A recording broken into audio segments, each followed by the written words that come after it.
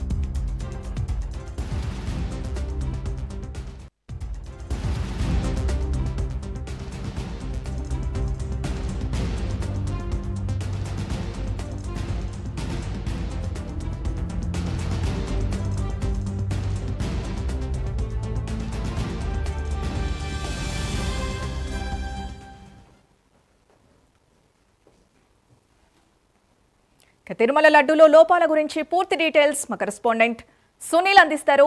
సునీల్.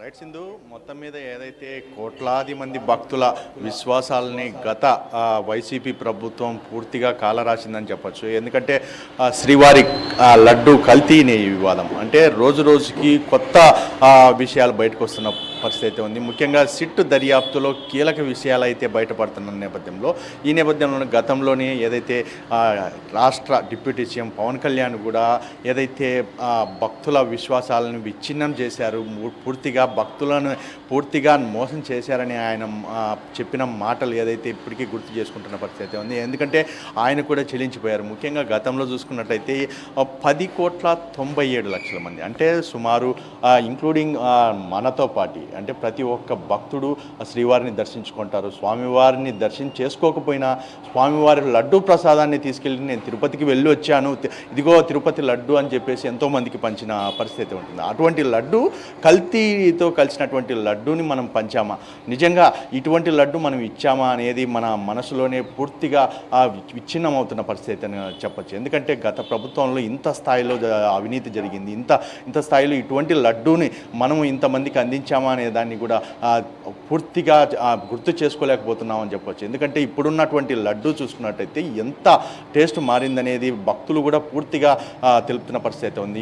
గతంలో చూసుకుంటే ఈ లడ్డు పూర్తిగా దాంట్లో నెయ్యే వాడలేదు అని ఏదైతే ఈ సిట్టు దర్యాప్తులో తేలిన నేపథ్యంలో గత పాలకులు దీన్ని ఎందుకు గుర్తు చేసుకోలేకపోయినారు అంటే భక్తుల విశ్వాసాలను కొంతమంది హిందూయేతరులు కొంతమంది అక్కడ ఉండడం, కేవలం తిరుమల ప్రాశస్త్యాన్ని పోగొట్టడానికే వీళ్ళు దానికి పూనుకున్నారా, ముఖ్యంగా ఏదైతే తిరుమల పవిత్రతను దెబ్బతీయడానికే వాళ్ళు ఇటువంటి పని చేశారా అనేది కూడా ఇక్కడ చూస్తున్న పరిస్థితి కనపడుతుంది. ఎందుకంటే గత ప్రభుత్వ హయాంలో 2019 నుంచి 2024 వరకు చూసుకున్నట్లయితే ఈ లడ్డు తయారీ ఎన్నో కోట్ల లడ్డు అంటే 20 కోట్ల లడ్డూల దాకా ఏదైతే స్వామివారి తయారు చేసి భక్తులకు విక్రయించారు. ముఖ్యంగా రోజుకు ఇన్ని వేల లడ్డూలు, ఇన్ని లక్షల లడ్డూలు అంటే ఆ సగటున 3 లక్షల పైన లడ్డూలు తయారు చేస్తుంటారు. ఆ లడ్డూలను ఏదైతే భక్తులకి అందరికీ అందిస్తున్న నేపథ్యంలో ఈ లడ్డూలనే భక్తులకి అందించారు. ఈ లడ్డు మేము తీసుకున్న లడ్డు ఇదే అంటే గతంలో ఈ కల్తీ జరిగినటువంటి లడ్డూనా, అందుకేనా టేస్ట్ కూడా లేకుండా పోయింది